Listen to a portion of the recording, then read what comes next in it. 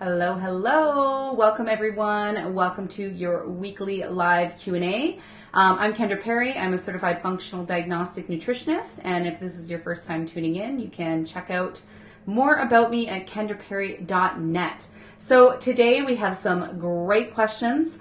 Really excited to answer these questions. I do want to be totally upfront and honest with you guys.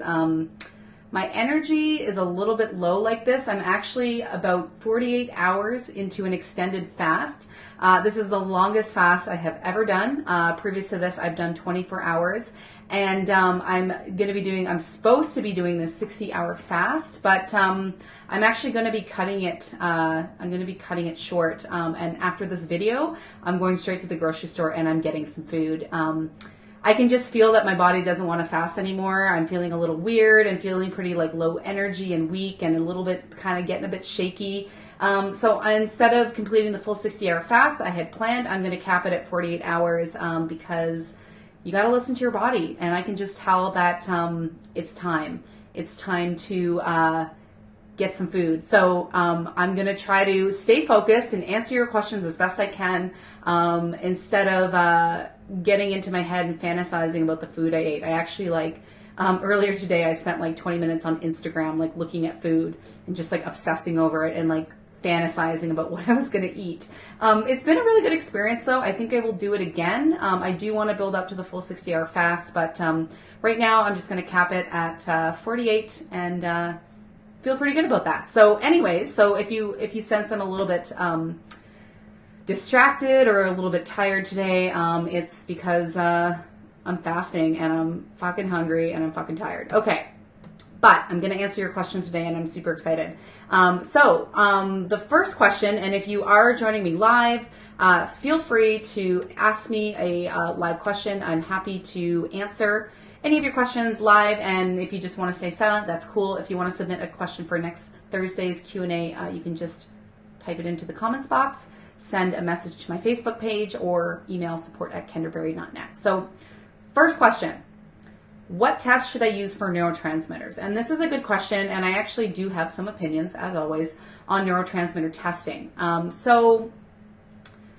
If you want to test for neurotransmitters, probably the best test that I've seen is probably the Neurogistics neurotransmitter test. You can also use a Dutch test. The Dutch hormones test actually has 3 neurotransmitter markers on it, and then you get the benefit of seeing where your hormones are at as well. But I don't know if testing for neurotransmitters, I mean, the Dutch test is great. Definitely do the Dutch test, but it may not be the best use of your money. And the reason is because if you find imbalances in your neurotransmitters, you're going to take supplements for it, but it's not really fixing the root cause of why the neurotransmitters are out of balance to begin with. So neurotransmitter issues are rooted in minerals and really rooted in the gut. There's a huge gut-brain connection. A lot of your neurotransmitters are produced, they're upregulated, they're absorbed, they're deactivated. Like a lot of their production and deactivation actually happens in the gut. So really, if you have mental health issues, if you have mood imbalances, if you think you have issues with neurotransmitters, what's going to fix it is the gut. So if you do have a lot of mental health issues and that's why you're thinking about neurotransmitter testing, run a GI map or some other really good GI stool test because that's how you're actually going to fix the underlying cause. But if you're really interested in seeing where your neurotransmitters are at, do the Dutch test, because then you're going to get 3 neurotransmitter markers. You're going to get markers for glutathione, B12, B6, 8-OHDG, which is an oxidative stress marker, and then you're going to get to see all the hormones. And a lot of mental health issues can be rooted in hormones as well. So that would be my top recommendation. If you do just want a straight up neurotransmitter test, even though it's not really my recommendation, check out Neurogistics. But otherwise, I would run a GI map and a Dutch test because your neurotransmitter issues, your mental health, your mood issues, they're rooted in your gut. You can also see, and you know, it's interesting when I do Dutch testing and I find issues in the neurotransmitters, I pretty much just look at it as an indication that you need to look at the gut. You need to see what's actually going on in the gut. And a lot of times I don't even directly treat them. You can do certain amino acid therapy, but with some people, like, it doesn't even make a difference. It doesn't even like help their symptoms or make them feel better. So it's kind of a crapshoot, and it may not be the best use of your hard-earned money. So I would do the Dutch test, and if you really want to get a good result or solution, I would look at the GI map test. Okay, so great question. Thank you for that. And if you're on with me live and you have a question, type them into the comments box. I've had a little issues with my live stream platform lately.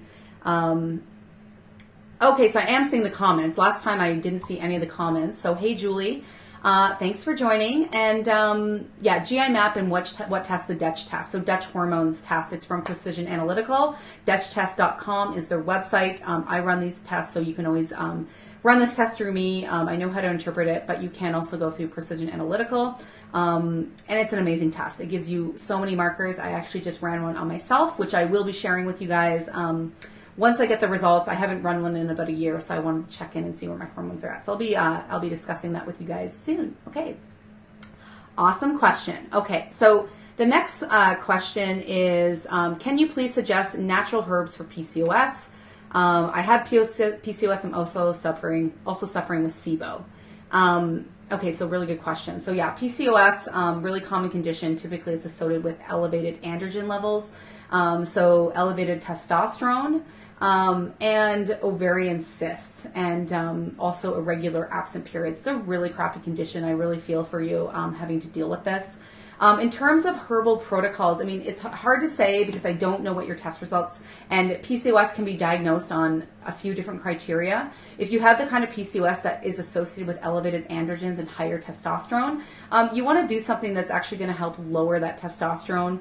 ECGG is a supplement that can lower testosterone. So can saw palmetto. It can actually prevent the conversion of your testosterone into the very potent DHT metabolite, which causes your testosterone to be significantly more potent. So yeah, that's saw palmetto at about 160 grams. You can do green tea extract. Those things can all help lower testosterone. There's also a product from Douglas Labs called TestoQuench, which can be very helpful with that as well. But I would only do that if you know that your testosterone is elevated, and that should be confirmed with a saliva panel or a Dutch test, because you can still have PCOS with just a cyst and irregular cycle. So the way it's diagnosed is with high testosterone, irregular or absent periods, and cysts, and you just need 2 of those. So you might not actually have high testosterone.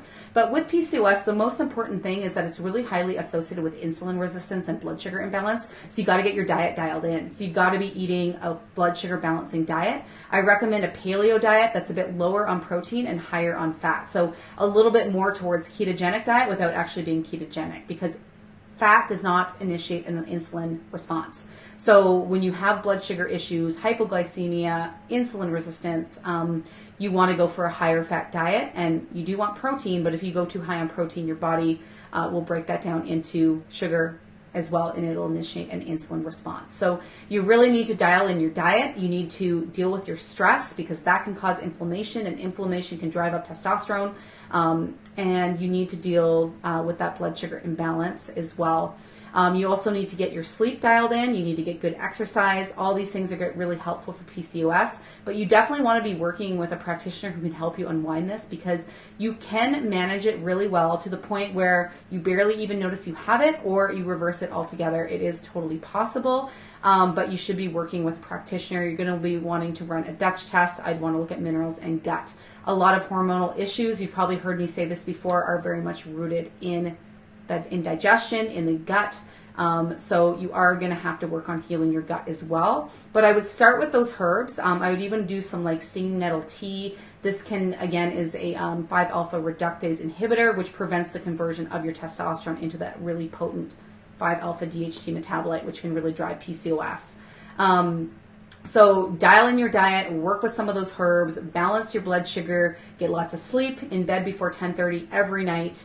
Manage your stress, learn how to meditate, do self-care, laugh, have fun, and get some exercise. And that can go a long way to managing PMS. Hey, Christy, thanks for joining. Christy asked, which test do you use for assessing minerals? I use hair mineral analysis from Trace Elements. I love this test. all mineral panels are not made equally, and when it comes to hair mineral analysis, a lot of them are washed with chemicals, and that actually will artificially raise or deplete some of the minerals, so it will skew the results. So you need to get them from a lab that does not wash their hair samples. ARL and trace elements are the only two, as far as I know, that don't do this, and they're the original labs for hair mineral analysis, so they've actually been around for 40 years, so I trust them. But I like trace elements over ARL because they have significantly more markers and ratios on their panel. Some people will do a micronutrient test through a company called Spectracell. Not my favorite test. It's really expensive. It runs at about $500 or $600, and it's a really new type of technology, so it just hasn't been studied. It hasn't been proven. I'm skeptical about it, and trace mineral analysis has been around for 40 years. There's thousands of case studies. This stuff works. So that is the test that I use, and it's a significantly more affordable test. So that's the test I recommend. Great question. Thanks for asking. Okay, so another lab question. I'm looking for advice on a good lab for a microbiome test. So there are quite a few like Ubiome and Viome out there that do map the microbiome, but this is my disclaimer, I actually don't recommend this type of test, okay? Our understanding of the microbiome is extremely, extremely limited.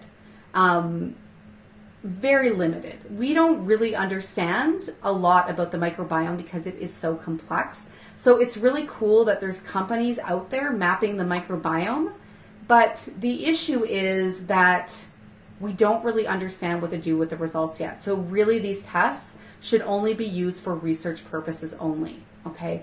So I don't really think it's a good use of your money to go get your microbiome mapped out because our understanding of what you actually do with the results is super, super limited, okay?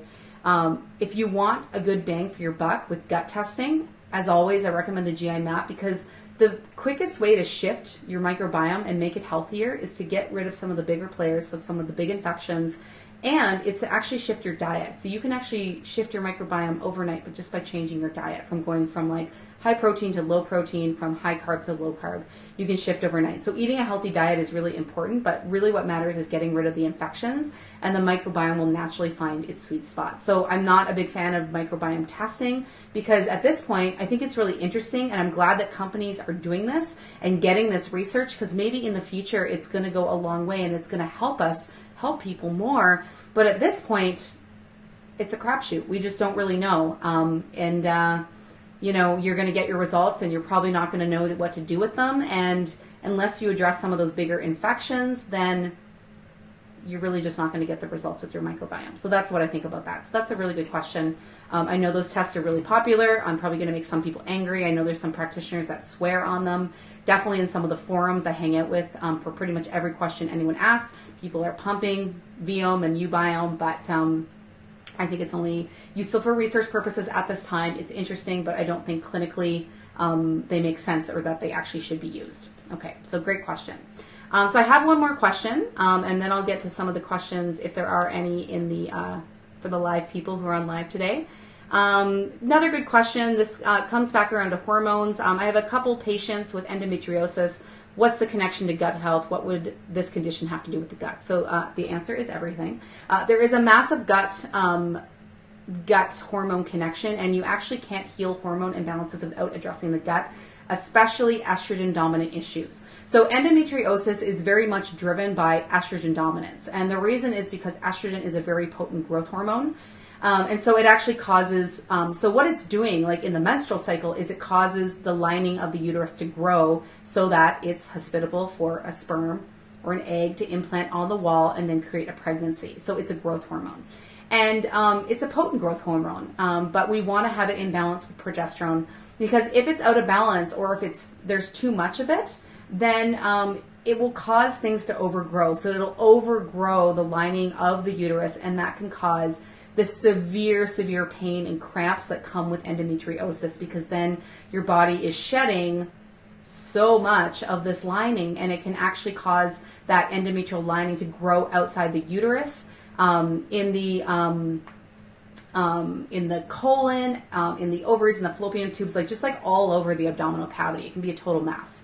And that is very much being driven by estrogen. But what drives the estrogen? That's a really good question. And there are certain bacteria in the gut that actually cause an upregulation of an enzyme called beta-glucuronidase, kind of a mouthful, but that enzyme will cause the bond to break between hormone and acid. So when the body wants to move hormones out of the body, it needs to bind them to something. It doesn't just do that. It can't just send them out on their own. They need to be escorted out of the body.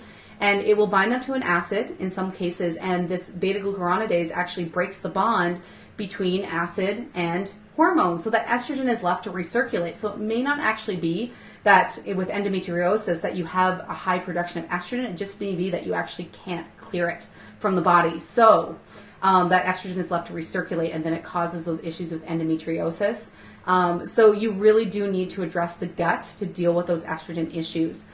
There's just this massive connection. Other things you want to be thinking of with endometriosis are caffeine consumption. Estrogen and caffeine are metabolized on the same pathway, so drinking caffeine can actually interfere with estrogen metabolism. And I'm a broken record. You've probably heard me talk about this so many times before. Copper. A lot of endometriosis is related to copper because copper drives up estrogen.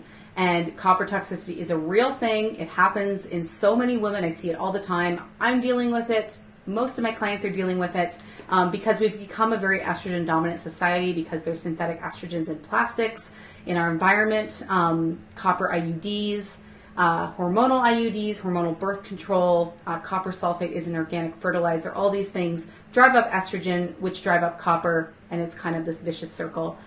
So with endometriosis, it's a very complex condition. It's not the easiest to reverse. So if you're going to do it, you've got to run a GI map or some sort of very effective stool test, and you got to deal with the copper. You got to run minerals. And if you're a practitioner who wants to understand how to utilize the GI map, I do practitioner mentoring. I'm going to be adding this service to my website. I train and mentor practitioners in the GI map, the Dutch test, hair mineral analysis, urine metals, SIBO testing, blood chemistry. I'm an expert in all these tests, and I will train you how to interpret them so you can better help your clients, because it's really important that we have more practitioners who understand this valuable type of testing so that we can actually help people. So really good question, and I applaud you for reaching out. A lot of physicians aren't interested in knowing this information, so thank you for reaching out. And if you do need help, if you do need support, just let me know. I'd be happy to help. Okay. Couple audience questions. Fatima, thanks for being here. I've seen you on here before. I'm really glad you're here. Kendra, is the GI map hard to prepare for? Do you have to take a biofilm buster before the test? Is it necessary? So this is a bit of a controversy. So I was taught, when I did my training, I was taught that you do not need a biofilm disruptor prior to doing the GI map because it's not a culture. You don't need to find these things in large amounts. It's a machine that is identifying the DNA of pathogens. So I've learned not to use it. So I don't use it, but one of my colleagues uses it. I still find lots of infections, and I think our tests look similar. We work together, and we have a practitioner mastermind every week, so we see each other's test results. We share test results to teach each other, to help each other learn. And she uses it, I don't, but we see similar results. So I don't know if it's fully necessary. I was told that it wasn't. I'm seeing some things now that's saying that it might be necessary. So I'm starting to think that I will include it just to be on the safe side, just to be a little bit more conservative. But you would do something like Interphase Plus 2 weeks prior to testing, and that's a really good biofilm disruptor. Some people don't react well to it, especially if you do have a lot of infections and a lot of biofilm in the body. Hey Erica, welcome. Thanks for being here. And you are welcome, Christy. I'm glad you were enjoying the content. And I do want to answer your question, can estrogen levels be related to endometriosis, and can you get rid of extra estrogen from the gut? So we just went through that, but yes, estrogen, endometriosis, they are friends. They go together. They are connected. Sorry, that was inappropriate. Sometimes I'm inappropriate. It's not my fault. I'm 48 hours into an extended fast right now. And as soon as this video is done, I'm going to go to the grocery store and eat the meal of my dreams. Okay, so getting off track here. So yes, you can detox estrogen. If you know you have elevated estrogen, if you've confirmed that with a lab test, You can take things like DIM. You can eat cruciferous vegetables. You can take high doses of calcium D-glucarate. That will actually help bind up the estrogen and move it out of the system. You should take things to improve bile production. Ox bile bitters are a great thing. If you want access to any of these supplements, I have templates on my online dispensary. Just let me know in the comments if you want access, and I can send the link and set you up with an account if you want to get access to some of these supplements I'm talking about. But anything that increases bile can help move estrogen and copper out of the system. So like I said, bile salts, ox bile, bitters, also coffee enemas. Those scare people, but they're really effective for increasing bile. And then psyllium husk. Psyllium husk actually helps prevent the recirculation of toxins and bile into the system and pulls it out of the body. So psyllium husk, you can take that with meals, is a really good way to bind up estrogen as well. It's a tough condition to get rid of. If you are serious about getting rid of it, we should talk, we should do testing, because it is possible, but it can be really hard to unwind on its own, and it can be a very dangerous condition as well, because it can lead to a lot of damage. And it can lead to cysts and the rupturing of cysts in the ovaries, in the uterus, in the fallopian tube. So it can lead to infertility. It's not a fun condition, and women suffer a lot with it, but there's a lot that can be done. Okay. Thanks, guys. Thanks so much for listening. Thanks for all the hearts. Thanks for the smiley faces. Thanks for the thumbs up. I loved hanging out with you guys. If you guys have questions for next week, just let me know. Type them into the comments after this video is done. Send it to my business page, email support@kendraperry.net. And on Monday, or on Tuesday, I'm going to be doing my Facebook live stream. And what are we talking about? I think I'm going to be talking about acne. I'm going to be talking about my skin regime. I'm someone who has struggled a lot with acne, and these days my skin is very nice. It's very glowing, and I want to discuss that with you. And I'm going to tell you about what I've done to clear my acne. And Christy, just send a message to my business page. We can discuss that. There's a few different options. So just send a message to this page, and I will talk to you tomorrow, because I gotta go. I gotta eat. I'm starving. I'm 48 hours into this fast, and I'm like about to pass out. So I'm gonna go get food right now. But join me on Tuesday at 4:15 Pacific, and then next Thursday. One more thing, also, if you guys are practitioners and you want to learn about SIBO, I just released my 3-part A to Z SIBO series on my IGTV channel. So you can access this through Instagram. My handle is Perry Nutrition. I basically have a 3-part video series where I take you through start to finish my process when dealing with clients who have SIBO. So if you're a practitioner and you want to get that, I just released it early. It's on my IGTV channel right now, and I'll be releasing the next 2 videos next week. So if you're interested, make sure to check that out. Okay, thanks guys. Thanks everyone. Have a great day. I'm going to go stuff my face. Love you guys.